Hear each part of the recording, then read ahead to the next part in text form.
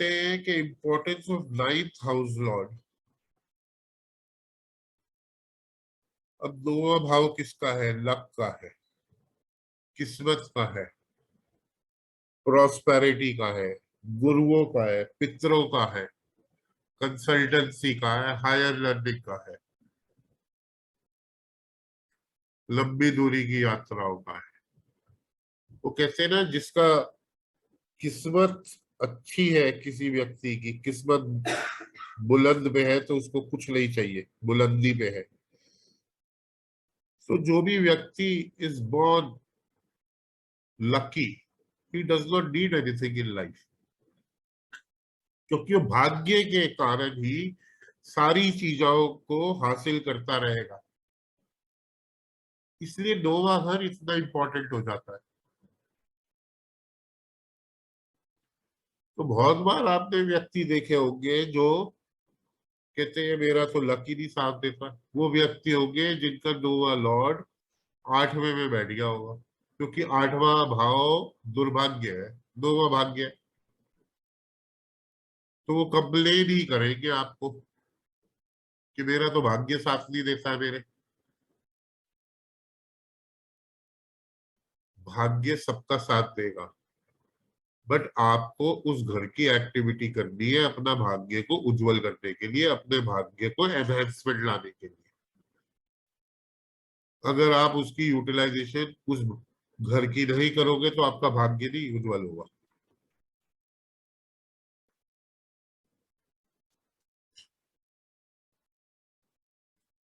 अगर किसी का ninth house Lord first house में बैठेगा तो ये सबसे पहले दर्शाता है इस व्यक्ति की बॉडी और हेल्थ बहुत अच्छी होगी, और ये व्यक्ति इस बॉल लकी यानी कि भाग्य लेके पैदा हुआ है।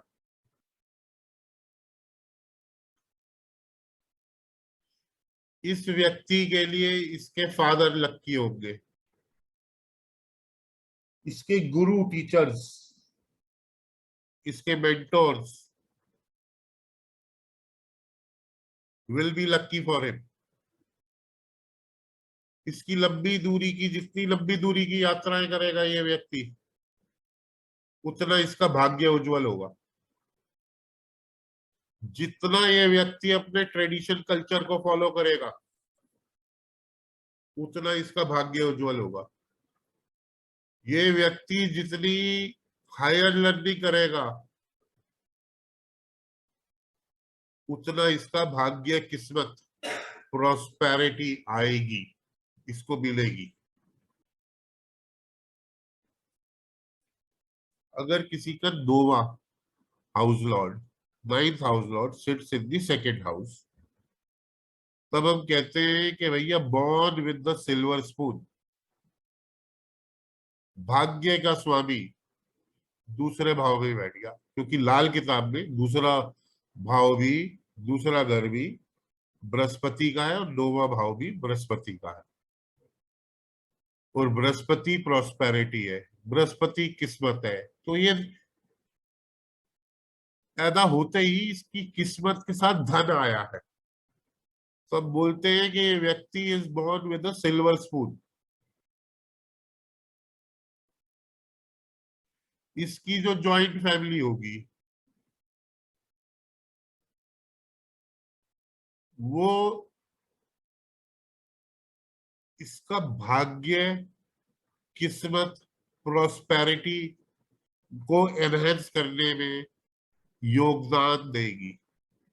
ऐसे ही फैमिली वेल्थ, जो इसकी जॉइंट फैमिली वेल्थ है, इसके पैदा होते ही इट विल स्टार्ट एनहेंसिंग, इसका भाग्य उज्जवल हो जाएगा उससे, उन सब चीजों से, मतलब कि धन मिलेगा इसको भाग्य से।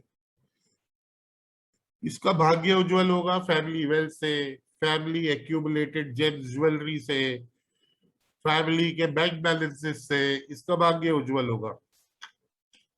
इसकी अच्छी स्पीच से इसका भाग्य उज्जवल होगा, क्योंकि बृहस्पति है ना, दोनों जगह, दोनों घर का रूलर बृहस्पति है। इसकी अच्छी ईटिंग हैबिट से इसका भाग्य उज्जवल होगा। और ये व्यक्ति पैदा होते ही पूरे कुटुंब के लिए लक, किस्मत, भाग्य लेके पैदा हुआ।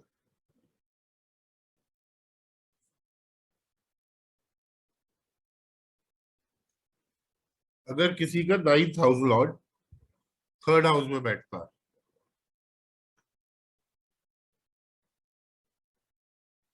तो इस व्यक्ति का भाग्य, इसकी प्रॉस्पेरिटी, इसके सेल्फ एफर्ट्स, इसके हार्ड वर्क के द्वारा मिलेगी। इसके छोटे बहन भाई के द्वारा मिलेगी। छोटी दूरी की यात्राएं जितनी करेगा, इसकी किस्मत, इसका भाग्य उतना साथ देगा। ये जितनी marketing, media, documentation, commissioning, advertisement, hobbies, networking sites जो भी है, तो जितना ये करेगा, इनको यूटिलाइजेशन में लाएगा 3rd हाउस की एक्टिविटीज को, उतना इसका भाग्य उज्जवल होगा। अब तीसरे में जो ग्रह बैठता है वो 9वें को देखता है। तो कभी भी अगर आपको अपना भाग्य उज्जवल करना है, आपका लक साथ नहीं दे रहा है, तो आप देखिए कि तीसरे हाउस में कौन सा प्लेनेट बैठा है। जब भी उसकी दशा आए, या अंतरदशा आए, या प्रति अंतरदशा भी आए, आप उसे एक्टिवेट कर दीजिए। एक्टिवेशन कैसे होगी? किसी का मंगल बैठा है, जब भी वो घर से जाए, एक दिया जला के चला जाए। मंगल फायर है, दिया है।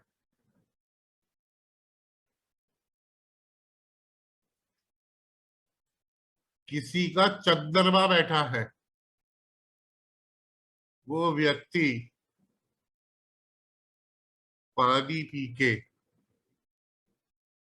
या अगर चांदी के गिलास में पानी पीता है, वो फिर घर से जाता है, उसका भाग्य उज्जवल हो जाएगा।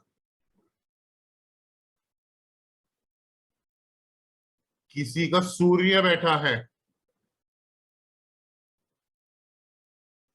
वो व्यक्ति सूर्य को जल चढ़ा के चला जाए, उसका भाग्य उज्जवल हो जाएगा।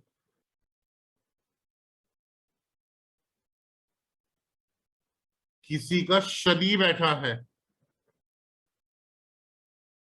तो वो धूप और अगरबत्ती जला दे जाने से पहले,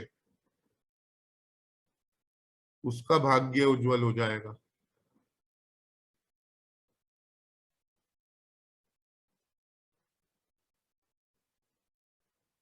किसी का अगर बृहस्पति बैठा है,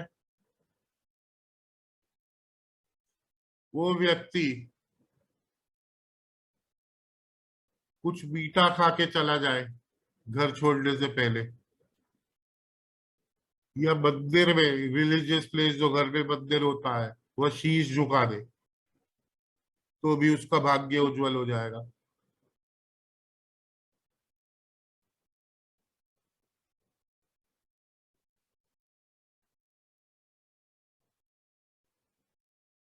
तो ऐसे जब 3rd हाउस में 9th हाउस लॉर्ड बैठता है,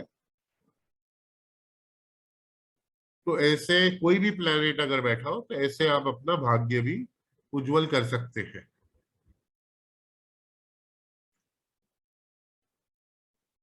अगर किसी का 9th house Lord 4th house में बैठता है,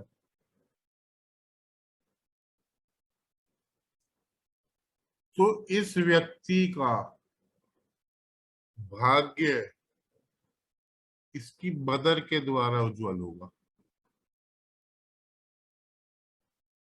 इस व्यक्ति को अपने भाग्य द्वारा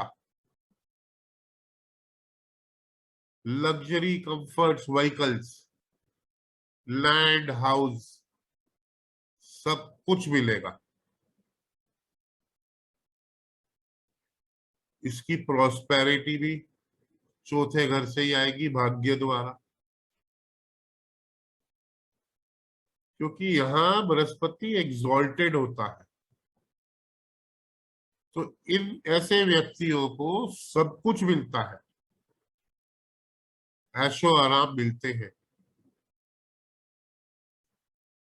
तो इसकी बेसिकली चौथे घर की एक्टिविटी से द्वारा इसका भाग्य उज्जवल होगा। अगर किसी का 9th house Lord 5th house में बैठेगा तो इसके पहली संतान के बाद, पैदा होने के बाद, इस व्यक्ति का भाग्य उज्जवल होगा। इसके लव अफेयर्स इसका भाग्य उज्जवल कराएंगे। इसकी मौज मस्ती इसका भाग्य उज्जवल कराएगी। इसकी हीलिंग, इसकी sports activities,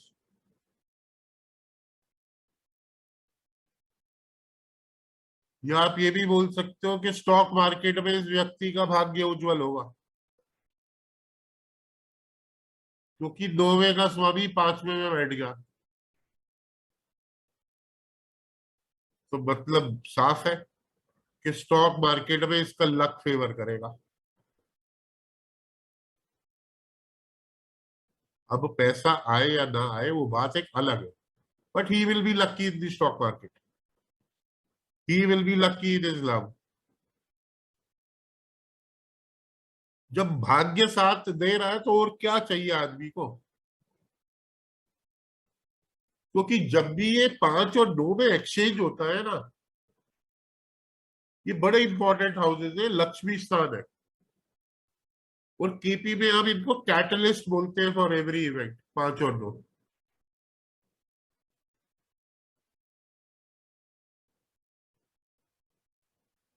so through all the activities इसका भाग्य उज्जवल होगा।